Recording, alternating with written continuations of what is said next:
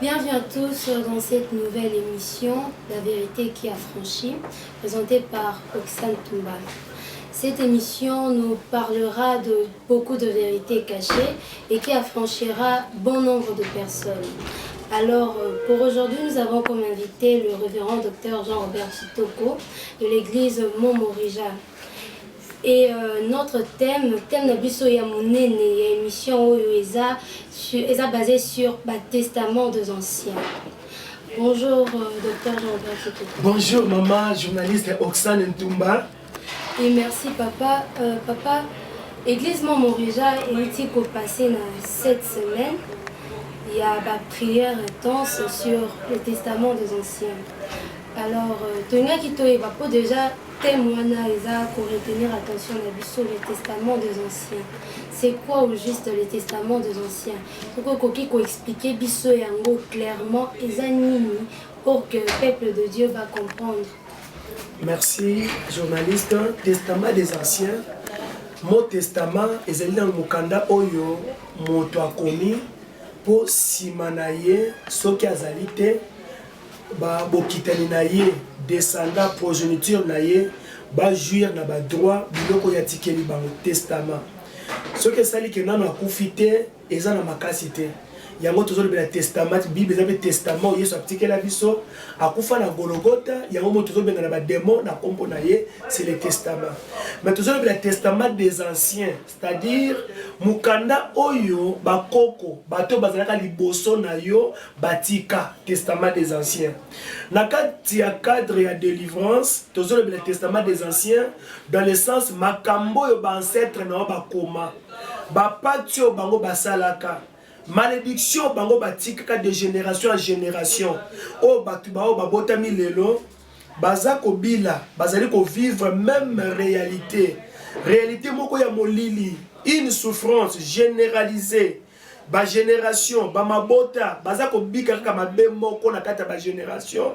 et la kisi était eza testament des anciens bampaka bakoko na bango basalaka alliance moko songolo na milimo nde milimo wana bango bazate milimo wana sikoyo ekomi kolanda bokitani na bango na exemple salama ndenge nini ba ancêtre mingi africain bakoko mingi africain elekela bango ndenge nini tango azwi bokonzi na kati ya village mboka ezwi problème mbula ezobeta te malheur na kati ya mboka banyama bazokufa qu'est-ce qui va se passer ekosala ete mwana wana asala recours epai ya bapapa na ye baboti ne oyo bapapa na abota akufa bakende na cimetière akokende na cimetière abengi papa na ye nzoka mukanda ecclésiaste mukanda psaume mukanda ya Esaïe nzambe aboyi to invoke bakufi nzambe alobi bakufi bayandolaka te bakufi bayaka lisungi epai ya batu te koko wana ya bino akendaka na cimetière akei kobenga papa na ye pe ayoki mungonga papa na ye yanoli 1 Corinthiens lobi na biso c'est qu'on sacrifie on ne les sacrifie pas à Dieu mais on les sacrifie aux démons mais ntango abengi na cimetière satana yoki abi mutu ayokoluka nini na cimetière papa wana akorépondre te démon ayaki ayanoli papa wana koko na bino wana biloko ayanolaki ye basango wana aoki pe voix ya papa alobi ndengo ye eza malamu te foye na masanga boye wana likasu boye ndo moni papa na bikoko na bino songolo akende kozwa principe loko balakisi na cimetière soit disant papa na ye ndazo ebise makambo nzoka eza papa na ye te ezali molimo mabe pour le but c'est qu'on sacrifie on ne le sacrifie pas à Dieu mais aux démons biloko ayaki nango aye nango asali ba cérémonie molimo wana soit disant papa na ye bandi koloba oye koluka bunga pona nini papa wana bandi koloba ba pasu eza na village alobi na ye sala cérémonie boy papa wana pasali ba cérémonie na bomi bantaba abomi ba soso na mboka et puis soki mbula za ko bete mbula pe ye banya bazaka kufa nya batiko kufa comme résultat amoni soit disant restauration demande ya kumisi ba papa na yende ba pesi eloko wana lokola satana apesaka na loboka mwasi arrêtera na loboka mobali apesaki rendez-vous na papa wana lisusu bakoko na bino ba ancêtre mingi rendez-vous na cimetière na ndoto ayebisi mwasi na ye papa bengi ngai ekomaki na cimetière aoka voix ya papa na ye aye na nzamba aye na makasu ndenge apesaki principe ndenge akutanaka or keza papa na ye c'est un démon tangu tungo le bina na moni na sungiyo metinde na bana abani ko sega bana koko na bino wazi kompleke likambo ayebaka bible ya Yesu asolote ayebaka nzambe ya solote ba osenge bana papa bano ke na bango wapi discussion wana o soki bana bakomi ko kufa mukile kolobake bana bakena moyeke débat wana na molimo wana yazo ndimaka papa no akufa nzokeza papa na ete eza démon à l'échange koko wana sala nini atekela molimo wana soza papa na ye ndakisa akoloba na ye olie bana bakufa te akabi génération mabala ba génération a commis a signé ngo libosa démon wana akosigné ngo na lisala na makila na ye lokola signé a signé ngo mbalamo qu'est-ce qui va se passer et comment mi et le katekela molimo wana nde boko remarquer ce que vous avez ligne famille ndengo wana bino mabale ezalaka pasi mabale ezalaka difficile ce qui a signé ka courte vie nde komona famille na bino bato baumelaka na bango te so komona papa maladie moko eye bakufi to accident donc yango ne to bengi na lopoto na terme de délivrance le testament des anciens mikanda oyo bakoko bakoma bayokana na ba démon nde mama journaliste na mokuse yango na testament des anciens.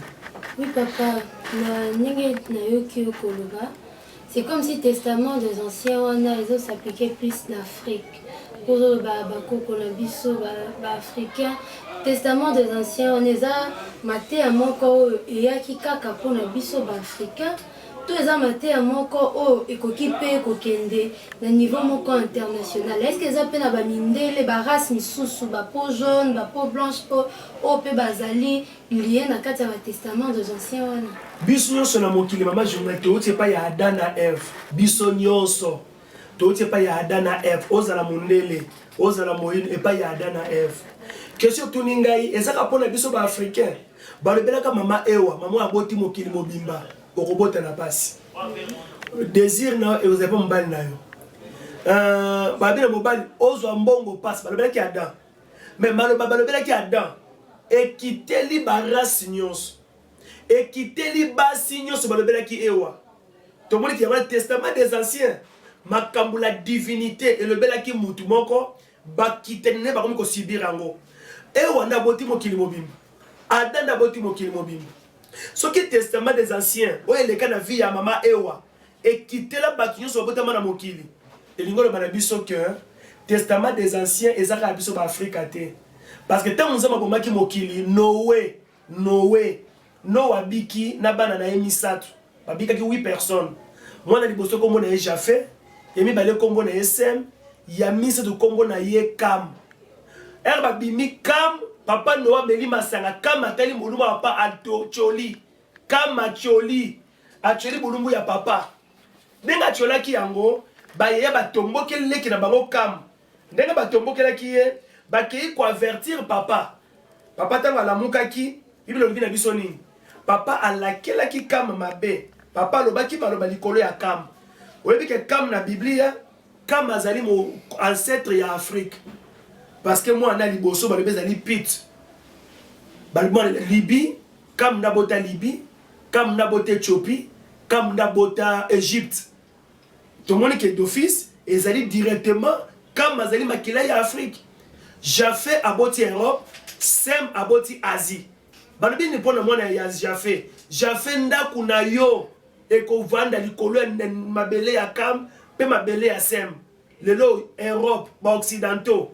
Ata pétrole na bino eza wapi bakoya bavande komi ya bango po ete testament des anciens koko Noa lobaki Jafé akozwa akende bisika nyonso alobaki na Kam azala esclave ya ba frère naye totala siko vie africain ce qui matière ebimi boye faut ba occidentaux ba kopesa prix ça ba occidentaux ba kosala na obitumba terrible to moni testament des anciens Afrique mo besoin mona yango Europe ezomona yango etali loposote na tango na biso lelo oyo bandeko balandi testament des anciens tala mutu lokola Bruce Lee tala histoire ya Bruce Lee papa na ya kimiseke na Amérique pona nini soki alali papa na ye eza na malédiction na famille na bango ebomaka bango papa bunda nango bana nyonso bakufa yango asepelaki mwana Bruce akimisa ye na Chine akende na Amérique pour avoir na musika ya malédiction atusola na mwana te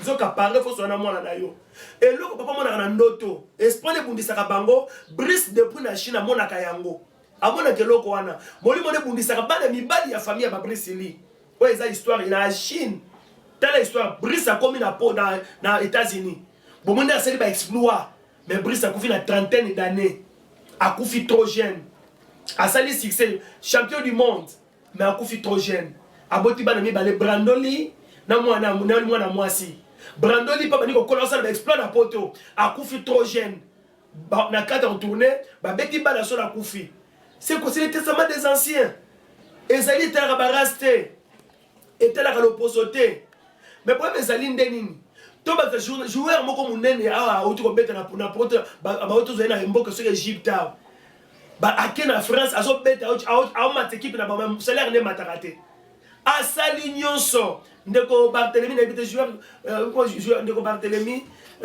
Salah comme ba dit ce joueur Salah ndeko joueur wana a sali nyonso salaire ne matarate bazaka na se mais contrat babimisaka abi mais quoi ninga bobimisaka ngai te babi yo kovanda kaka wana mais mukolo babimisaka salaire akozwa contrat na mboka munene ke kozwa mbongo pour que nos avions baluki pilote oyo atiko kumba depuis kala amema ye akotike na mboko basombi kuna avion ne kwena na bebale c'est quoi c'est le testament des anciens et ça que biso ba africain te famille yebani makat famille Kennedy la malédiction de Kennedy aux États-Unis Kennedy a kufa na balle Leki na kufa na avion Yana a kufa na avion moi si ya Leki na kufa na avion ti lelo cette malédiction ils ont frappé famille Kennedy testament des anciens ezalaka ya ba africain te eza ya ba race presque nyonso batu tu basibisaka yango il faut yesu ndakangola pour mona kembo naye.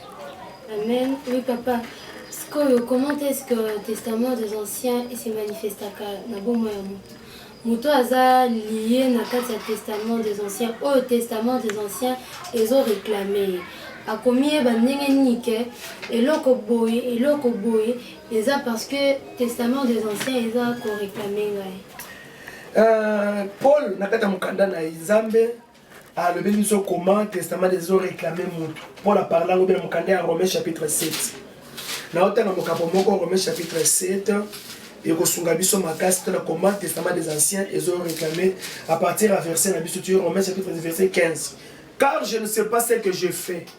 Je ne fais point ce que je veux, et je fais ce que je hais. C'est ça le testament des anciens. Nazo sala onga na lingite. On a lingi na ko sala ngote. Testament des anciens. Et si baloba na makile na bango basala ka makambwana. Muto osala makambu ya lingite. Abali mobali. Si mobali azana esika amoni bolingo. Si mobali a déplacer bolingo si so mobali na mbala na kanda.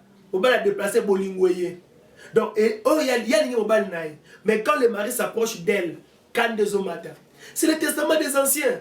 Dans la famille, on a bien. Mon maman a bango, arrive ma commande. Pour la lobby, on a dit verset 16. Or, si je fais ce que je veux, mais je reconnais par là que la loi est bonne. Verset 17. Et maintenant, ce n'est pas moi qui le fais, mais c'est le péché qui habite à moi. Le péché qui habite à moi. Baïbaka testament des anciens, na forme le soum moko bozana ngo commun. Péché qui habite dans l'homme. Le soum ezova na kati na moto. Mais on reconnaît que le testament des anciens. Pour le péché qui habite à moi. 18 on dit ce qui est bon, je le sais, n'habite pas à moi. O eza manam na yebi yango, mais eva na kati na ngate. C'est-à-dire dans ma chair, na nzoto, testament des anciens et kumaka péché dans la chair. Au moment de famille, on a une impudicité terrible. Beaucoup déjà avec la Bible à main, avec la Bible côté, mais à mon moi cité. Testament des anciens, beaucoup des hommes de Dieu, balobi que non, des faiblesse nangai. Mais comment yo pasteur faiblesse na yo leki na yo pe? Asa le ko bogande mon pasteur. Ya na yo pasteur et ko bonde mon pasteur. Yango moni Moïse pour libérer peuple. Zamba kati testament des anciens, Zamba bimisa qui Moïse a bimi comme un libérateur, après il a libéré partout. Parce que la faiblesse nangai, mais parce que comment faiblesse na yo ndenge mona bandeko baza ba païen. Baleki na yo, on sale na nzambe. Bazo bimana bana batna balabala, ba ko supporter te péché na bango testament des anciens. Mais yo avec la Bible à main. on a péché au bas bas na kati église. Nyon so comme bima bima na bango. Et ça testament des anciens. Le péché commun la famille. Il a bien dit ça boy. J'ai la volonté mais non le pouvoir de le faire. Alléluia. Dans cette volonté c'est ça le testament des anciens. Et mon samara na péché mais comme si mon esclave. Mon comme esclave. Azangi makoki ya kolonga un appétit sexuel. Et tel akobala te. Onga si na bali so na bali ko se. Omona mutu na bali. Et ko ba ko tika ngote. Appétit sexuel David. Azangi mutu na mwasi na ndako. Mais alonga appétit sexuel te. Mais Joseph oya balakate alonga appétit sexuel et elle comme délivrance. Car je ne fais pas le bien que je veux et je fais le mal que je ne veux pas. Et si je fais ce que je ne veux pas, ce n'est pas moi qui le fais, c'est le péché qui habite en moi.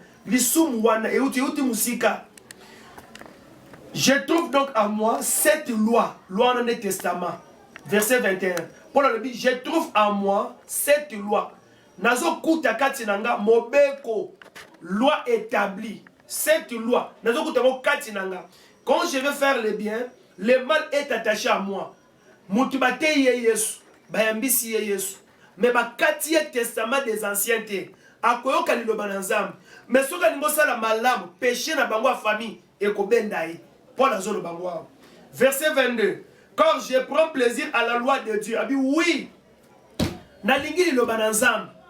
Mais selon l'homme intérieur, na kati nanga, na lingi yesu, na lingi parole. Verset 23. Mais je vois dans mes membres une autre loi qui lutte contre le loi de l'entendement. Azoku talibanda ya nzoto loi mususu ndi ya testament des anciens. Eza lié mutu na péché. Péché wana eza identique na famille na bango. Basala ka péché moko. Non, en Jésus, je suis plus que vainqueur. Mais bon yo pasteur osa la masturbation, les qui no passer la masturbation.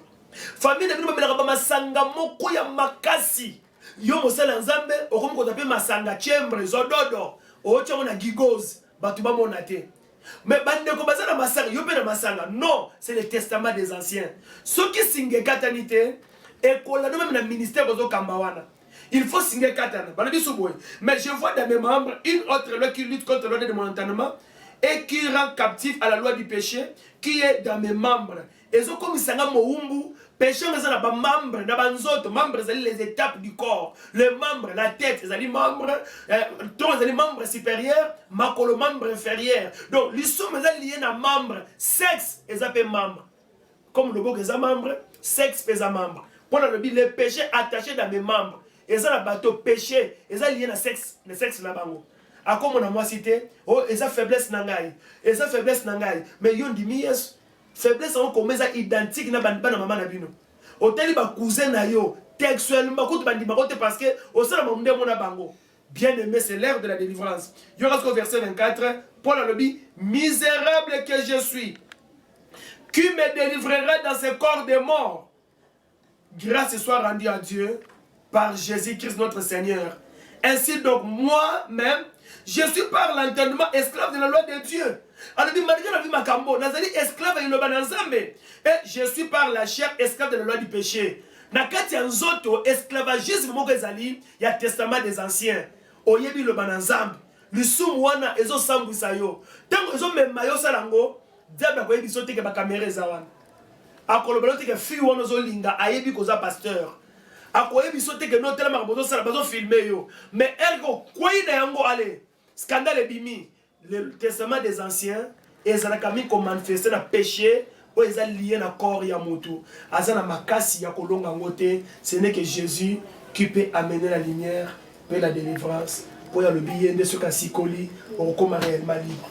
Oui papa, outi koloba, otangi pe Bible, mais si ko eloro moko hein, et déranger ngapo. Bible est mon cas le bien abisso que ceux qui m'ont dit meli yes le col en colope mobile ici a combien qu'elle a musique car la Bible est bâtie ici les sous que il a effacé l'acte dans le décret qui nous condamne. Alléluia. Et le bien abisso les sous que maintenant il n'y a aucune condamnation pour ceux qui sont en Jésus-Christ. Bon c'est que mon mouton a dit meli yes mon salut a zo sale la yes nini azala lisusu captif ya baloi na batestament des anciens côté wana tungisinga mwani. Merci beaucoup. Na kata maman très important non.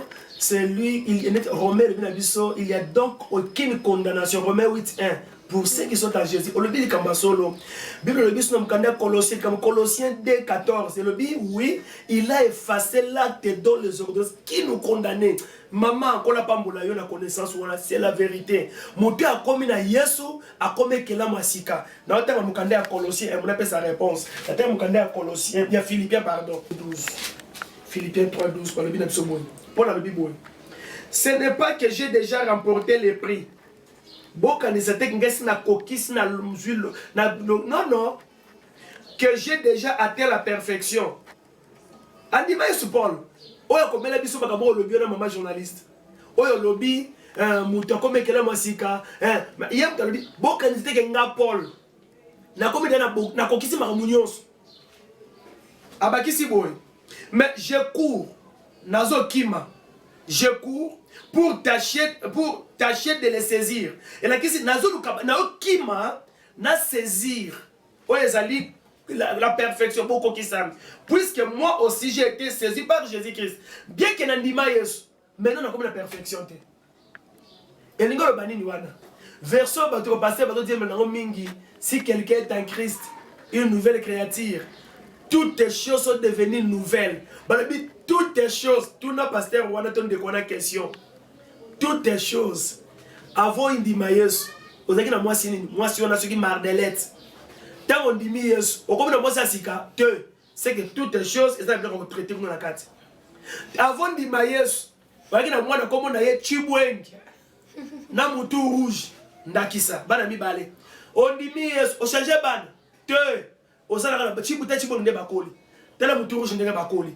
Bana na bakoli kaka. Et là qu'ici donc toutes les choses qui doivent être bana bako changer c'est que na tout wana il y a des choses au etika laka et ça biloko ça va changer. Na kati ya toutes les choses c'est quoi? Lisumu ya Adam na Ève.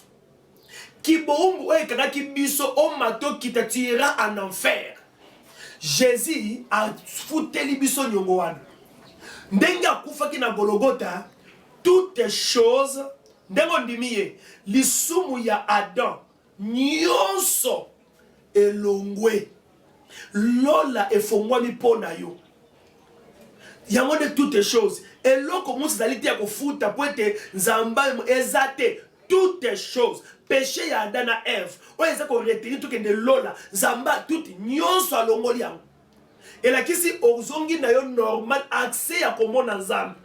Voile ya temple ko yi likolo tina se oza la capacité montagne le panza bété. Après la femme samaritaine, Dieu est esprit. Il faut que ce qu'il adore en esprit, en vérité. Et là, comme ces sacrifices, ces alités, on ne commet pas dans le Sénégal. Mon coin sur ma scie à Salaki, ne me commet pas de toutes les choses yangouane. Qu'il y a Moïse, l'icône a dit son nom, ce qu'on dit la prière. Non, non, non, en Jésus, toutes les choses n'a péché à Dana F, ne on dit mis et l'ongoué. Lola eux comme qui musika et lo musika kaka makila yesuana likambwane longo yamone toutes les choses yamone toutes les choses yamone toutes les choses pour le dit ne pensez plus que j'ai atteint la perfection nazo kima nani azo kima na nani pour azo kima na nani azo la perfection c'est à dire bien kate biloko mikimiki wana même plus loin pour le bien absolument ah si quelqu'un est en Christ une nouvelle créature. Paul a 2 Corinthiens chapitre 12 verset 6 na 7. Paul a dit si je voulais me glorifier, je ne serais pas un insensé, car je dirais la vérité. Mais je m'abstiens, en fait que personne n'ait à mon sujet une opinion supérieure et ce qu'il voit en moi, à ce qu'il voit en moi ou à ce qu'il attend de moi. Verset 7. Et pour que je ne sois pas enflé d'orgueil, à cause de l'excellence de ces révélations, il m'a été mis une écharde dans la chair. Qui est un ange de Satan. Paul, qui est ange à Satan, pour me souffleter et m'empêcher de m'enorgueillir. Qui Paul, ange à Satan. Je pose la question, ange à Satan, c'est un démon. Yango le dit, nazo kima na atteindre perfection. Paul a dit 3 fois j'ai prié le Seigneur, il dit ma grâce te suffit. Et bon qui Paul a Luka Pierre. Alors na Pierre a tié le bon pour être conquérant longwa. Chers chrétiens, Luka vrai homme de Dieu, abonde la Paul obika. Paul a dit non n'a vu perfection te. Lola n'a vu mokiliase oyo, c'est lui qui est en Christ, une nouvelle créature. A comme quel likambuya lola Lola pas de problème. Mais pour jurer sur la terre, pour nous se placer dans l'amour, il faut, obligatoire, il faut se la délivrer. Jésus a été délivré. On a versé dans le Jésus a été délivré. Alléluia. Je souhaite que tu prospères à tous égards. Et que tu verset 3e Jawana. Mais moi, Agaïus, oh Jésus le Belaï. À qui chrétien? Oui. Mais dans mon vie, tu souffres beaucoup, malade toujours.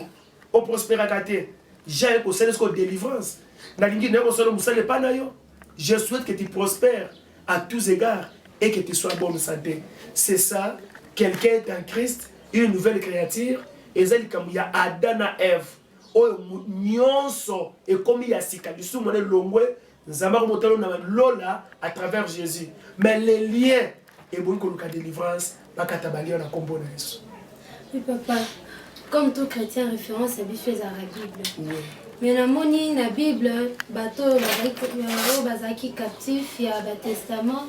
Dans mon plus au parler sur Paul. Paul a le dit, Paul a sali, Paul. Mais est-ce que n'a pas disciple, batambola qui n'a Jésus? Et ça qui peut parmi bango. Oh, bazaki captif pe na ba loi. Est-ce que ça peut na ba prophète mususu? Oh, pe bazaki captif na ba testament des anciens. Merci maman journaliste Oksana. Ba question qui to makasi. To kotala liboso na prophète na liboso. Surtout de la mingi Paul parce que Paul a un modèle pour les papa na biso. So on moni église, pasteur a critiquer Paul, bima na église wana. On moni pasteur a corriger Paul, bima na église wana. Paul Azali, il y a un fondement. Il y a vie chrétienne, c'est Paul. Matthieu, il y a Paul, il y a l'église. Pour y aller, il y a un verset. Il y a un verset, il y a Paul. Il y a un verset, il y a Jésus. Mais il y a un membre, il y a un loi musus. Testament des anciens. Et ce pour dire ça, loi y a entendement. Paul, il y a Paul. Lors de ce qu'il y a Paul, c'est quoi? Tu as un mukanda ensemble, tu as un musique. Tu as un mukanda, il y a 2 Samuel chapitre 11, verset 27. Balobeli biso kuna isika Bathsheba, David abimina Bathsheba.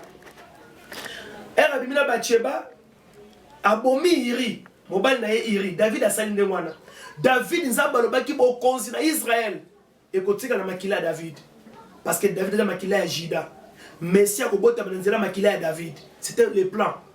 David nzamba lobi na ye trône na ye koza l'Éternel. Et là qu'ici après David moi na zubo konzi car bon na Israël mobile. Satan a moni nda tindela ki ye mama sirène, mama Bathsheba na molimo lokola ya sirène. David a kwei na 2 Samuel chapitre 12 verset 1 au verset 31 na dit 12 sikoyo. Nzamba tini prophète Nathan aye ko beta David li solo le David oyebi mutu moko na mboko ebi solo beta ngoto ebi solo na bien ana meme na yeka mboka zo boka na mwana riche na meme belé ayambi mupaya akoboto ya ri ya mobola wana moko na 4 verset 5 David alobi nini mutu wana dans 2 Samuel chapitre 12 verset 5 il faut mutuana a mérité na bomaye na boto la a refuta 4 le bika bongo Nathan le bi na ye mutongo ezayo David yemo a côté sini ni jugement Nathan le bi mutuana ezayo nzamba le bi na pesa ke biloko belé mais pourquoi que ko soirée comme moi si ya iri moko ezande yonto mutuana o ya sali mabe wana David ya lobaki a refuta 4 kaka na mukanda ya nzambe wana okotala mwana oyo David a tchekizemi wana na 2 Samuel 12 verset 19 mwana wana akufaki mwana bébé wana akufaki David a fouti mwana ngara vivre na mokili liwe ni mwana pona nini testament des anciens mwana zotela bébé alinga kola mais azokufa na bomwana testament mon papa salaki et frappé mwana wana na 2 Samuel 13 verset 28 au verset 29 balina biso kuna Amnon, mwana ya David, accouché na Tamar. Yaye ya Tamar, wata demis frère na ye, a tchélié poison, Amnon a koufi. 2, David a payé. Tu es côté la suko bandeko balingami, kaka na kata vie wana nini, na mukanda ya 2 Samuel 18, 14 au 17. Tomoni Absalom abomaki Amnon, asali rébellion contre David. Roi Joab akangie na zamba abomi 3. David a couvert le 3e mois. Na souka vie à David na 1 roi chapitre 2, verset 23, verset 25. David n'a poni roi te, Adonija a se proclamé roi. Nana bomaki Salomon 4. Beba te ageloko yote. Testament des anciens ngwana. Moi Adonija akufa pona nini? Absalom akufa pona nini? Papa na ya makambasala ki, il a fallu à payer 4. Yango David a fait 4 enfants. C'est ça, prophète et ancienne alliance à vivre le Koana. Namukanda ya Nzambe, maman journaliste, Namukanda ya Jérémie. Au côté de Keno, Bakebel, Namukanda ya Nzambe, Barekab. Baza libote, on parle de Baki, Barova na bandako etongama kito côté, Bakotonga bandako minene te, Barosa limité, ou on arrête ancienne alliance. Au côté de la vie à Pierre. Pourquoi Jésus a lié comme il y a 6 mois comme ça au Pierre? Elle était des anciens.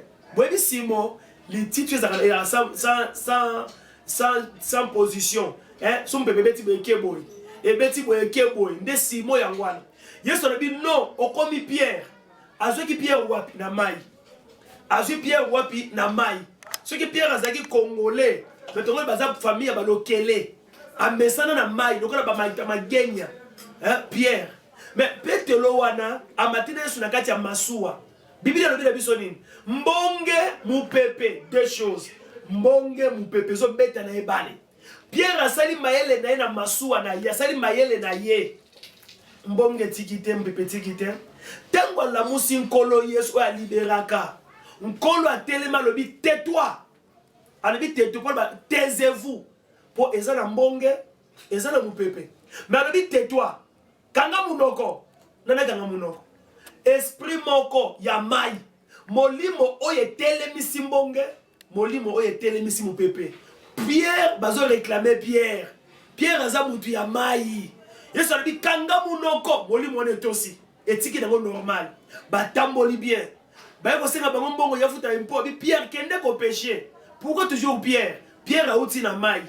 Pierre a péché mbisi liboso pana kata mbisi wana mbongo ezali. Nde batwe bele mbongo na bango bakanga ona origine ba testament des anciens na bango. Pour le Pierre a bimisi mbongo na kati ya libumu ya mbisi. Pourquoi tindaki Jacques te?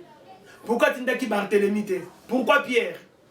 Et puis Pierre va réclamer on a bouté le pour donc vie à Pierre a été réclamé toujours wapi na mai.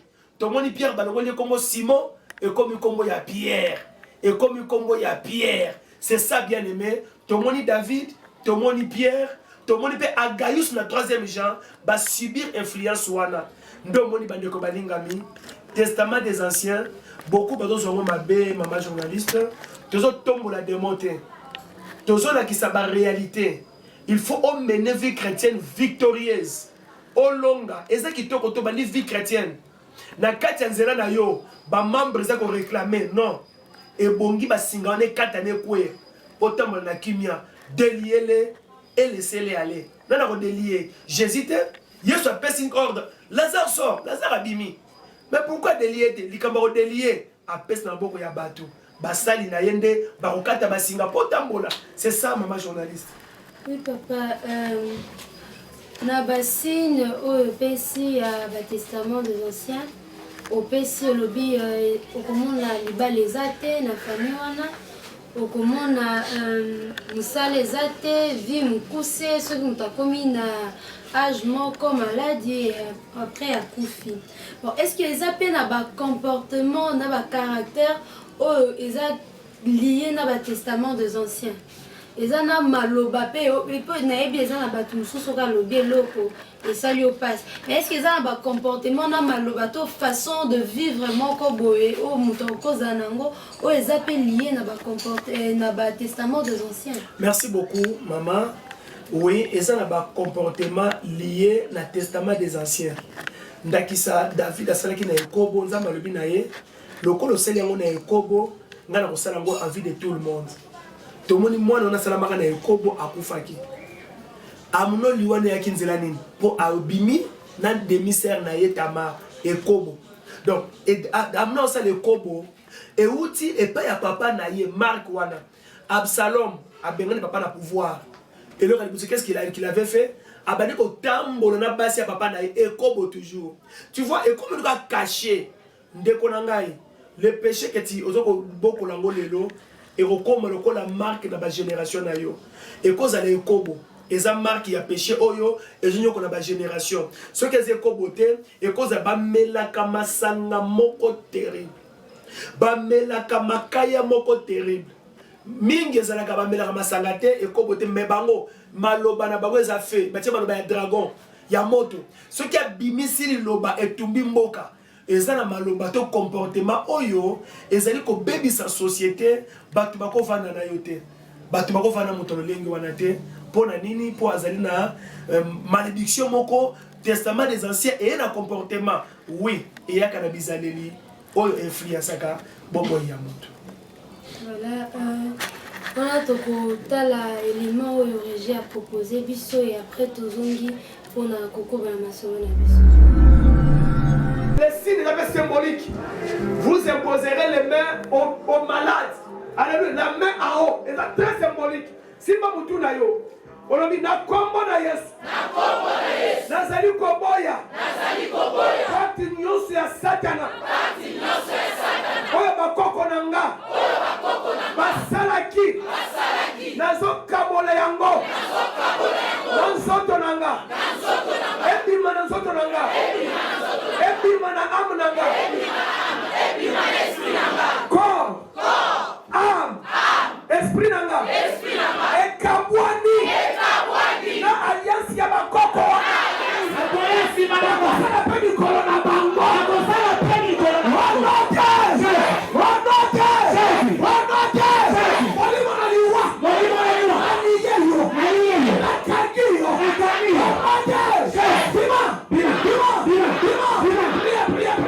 Oui, nous voilà de retour, nous sommes de retour on a plateau Nabiso. Oui, révérend docteur Jean-Robert. Ba prière ndete uti komona bandeko bazosala simbi mutu simbi na libumu na mutulu. Depuis Bible lobi na biso que vous imposerez le main aux malades. Mais le main en haut eza lisusu yo te mutu imposer eza mutu na mutu misimbi mutu misimbi na mutulu. Est-ce que ba prière ya ko simba boye eza efficace koleka ba prière misusu to pourquoi naka oyo ya kobima na ba testament des anciens mutu il faut kaka ça la prière ya boye. Merci beaucoup. Kosala le bon délit ya lolengo wana Bible lobi na biso vous imposerez les mains aux malades. Ba préciser biso to kosimba na mutu to kosimba na loboko bi boko tiela ba beli maboko. Et la kisi loboko ya chrétien. Ce que simbi mutu azala malade akobiki yango moni prévané Pierre azalaki elilingi naye ezoleka ezobiki sabatu. Kotu Paul bakozo mouchoir ba cheka tana lokolo naye bako chepa ya mobile ya biki.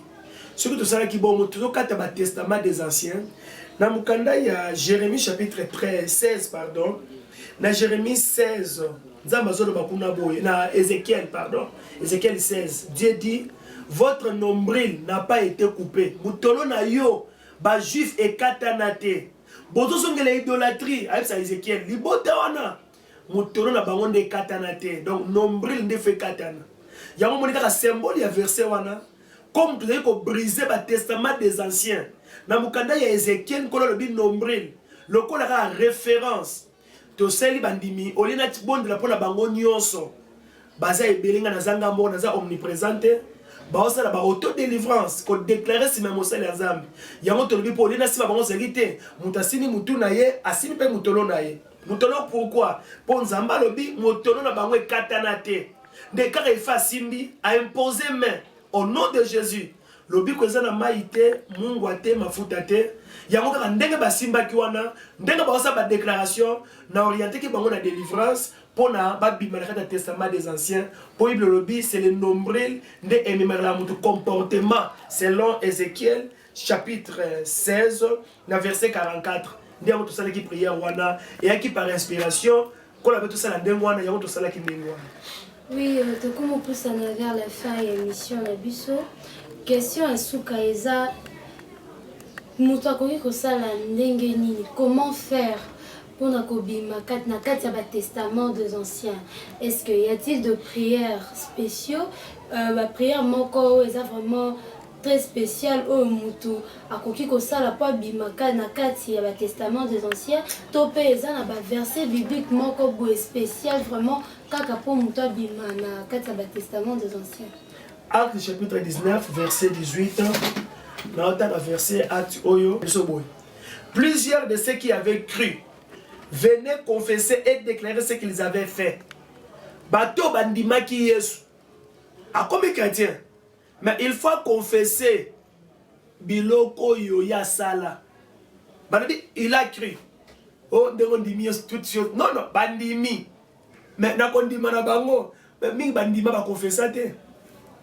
Bah, il confesser biloko bango basala. Il y aura ce verset 19. Et un certain nombre de ceux qui avaient exercé les arts magiques ayant apporté leurs livres. Bah, il y en a qui est dame. Donc, il y a qui s'est dit ce mot. Testament des anciens, au préalable, il faut monter dans la prise de conscience. Papa, ma caméra simbate. Maman, ma caméra simbate. Commerce, baninga zotembo la liboso, ils ont marché. Prise de conscience. Pourquoi ceux qui ont sombi biloko déficit batu? Il y a eu un meloko kambongo. Au benga batuana mabe, au changeant batu mususu. Même histoire. Cela montre que non baté qui ça, na spirituellement. Ba konsayote de komolingami. Et au commun rien ne marche, tout est bloqué. Aux hommes aussi qui te remettent, aux hommes pourquoi? Yobalité, cousine n'a pas balakate, les qui n'ont pas balakate, histoire de se répéter. Cela montre quelque chose. Et zo la ça y est, na katia libote, il faut comprendre bien na katia famille. Il y a quelque chose. Et là quand il prise de conscience, moutaye ba état naie, aye ba réalité ya état naie. Atel est un miroir. Ceux qui ont une prise à conscience, il n'y a pas de délivrance. Il y a une besoin de prise à conscience. Il y a mis balé à Luka délivrance. Luka moutou ya kangwama, o ya kata basinga. Yenda kangola yo. Pour ceux qui bakangyo basinga, yo moko fongola ngote. O ya ko fongola yo, moutou ya kangolama. Nda ko fongola basinga. Luka vrai homme de Dieu, serviteur de Dieu. Yenda kata basinga prier pour la délivrance. Délivrance c'est la prise de conscience, au confesser, au salir repentance, au raison de la beauté, nde oleki la délivrance et c'est la prière spécialité. Dans Mukanda il y a Jean chapitre 8, Jésus a parlé bien clairement là-bas. Alors si le Fils vous affranchit, vous serez réellement libre. C'est Jésus qui délivre. Lobi ko ezana ba maïté, o maï na bango lobi ko ezali na mafuta te, o huile d'olive te. Au nom de Jésus-Christ, de délivrance ses alliés. Mais après la délivrance, il y a le bon temps. Tu sais, quand lobby, maman a dit Kati. A ôté la délivrance pendant cette semaine. Autre série prière au Kanzamba. A 5 visa n'a qu'un de la Moka Europe. Visa Schengen. Vendredi à lobby. L'autre est le 40e. 14. Il y a les 9, ceux qui les 9, il y a les 9 fois. Vendredi, il y a une demande déjà. Le coup, il y a fait l'équipe hôpital. Tu peux se gagner pour ce visa. Moi, je me suis dit, aïe, tu bon délai vendredi. Tu as 4 cas, tu bon délai vendredi. Bazo benga hier, le baiser qui le 40e, le 13 novembre. Hier, c'était le 13 novembre 2019. Pour les 14 novembre 2019. Babengi qui est lobby au visa depuis kala mais boni aya visa na passeport visa Schengen donc monde amoli les ali ko exercer donc batumi bangi balo bangote pourquoi balo bangote pour leur vie makambasali bakomi côté évangile par rapport à vie na bango atali abimi na bana basi ebele ceux qui batay maté à délivrance à ça la kirdam nakati ya kirda fi wana ko yambo na bima na pasteur Songolo mosel na Nzambe Songolo et ko za soni au lieu pasteur atika bibetia na mobima nango akomoka ko la parole de Dieu. Combien de balles na Nzamba subir balira na église alobi Nzamba ko sala Nzambe si asala mais eteli comme ya yondo luka délivrance Nzambe si apesa alobi na Gédéon na tindi yo ko libérer oui mais na bouton alobi na kende ko rencontrer na papa na yo yo te na papa des animes la loi ose ko hériter na makila na yo. Testament des anciens, comportement, on a brisé yango. Tant que brisé yango, te ebeti musique. ekobundisa progrès na yo, ekobundisa trône na yo, ekobundisa élévation na yo. Si Jésus vous a franchi, vous serez réellement libre. Depuis que moi je nous allons qui question en souka, tu as su d'apprendre à l'élo. Pour être ma question c'est belé pour l'amour de Jésus. Merci maman journaliste, merci équipe Mouvement na Kombo na Yesu. Merci papa, merci Nadine de disposer de temps pour ma biso. Et puis un grand merci toujours ici maintenant de Mingue Panzambe, le maître de temps et des circonstances. Merci à l'équipe à Régime Bimba, merci à papa Némi aussi, Wandimaki Kozana la caméra. Et puis merci à papa Barthélémy Moutamba, Wandimaki qui a accompagné Bisso, équipe Mobimba. Et merci à Bandimignon sur mon Jappé, Balanzambe à monde entier. Bobo Sanate pour s'abonner à la chaîne Bisso YouTube. Merci, tout l'année prochaine.